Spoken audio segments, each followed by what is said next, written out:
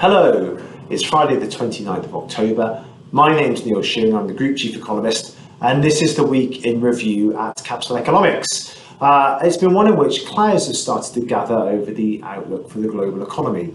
That, at least, was the theme of our Global Economics Outlook, which we published earlier this week.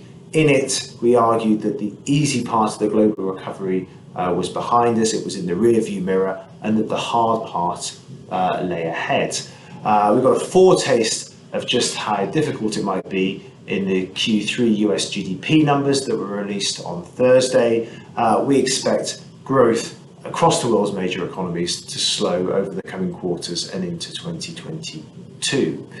At the same time, inflation concerns are starting to build, and central banks are becoming more and more worried about this. We've got evidence of that from the Bank of Canada this week, calling time on its quantitative easing program and signalling interest rate hikes next year. The Central Bank of Brazil raised interest rates aggressively too, and even the ECB signalled that asset purchases under its PEP program will end next year. It's scheduled in Q1, and we got that at the Thursday meeting of the ECB this week.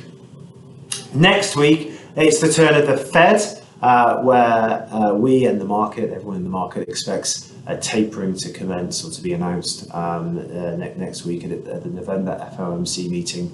And later in the week, it's the turn of the Bank of England, a much tighter decision here, but one in which we in the markets expect a 15 basis point increase in interest rates, the first in the cycle from the Bank of England. Of course, you can follow all of that on our US and our UK macro services, and we'll be covering central banks' monetary policy in detail, indeed on all of our services over the coming weeks and months. For now, thanks for listening, have a good weekend, and we'll speak to you next week. Goodbye.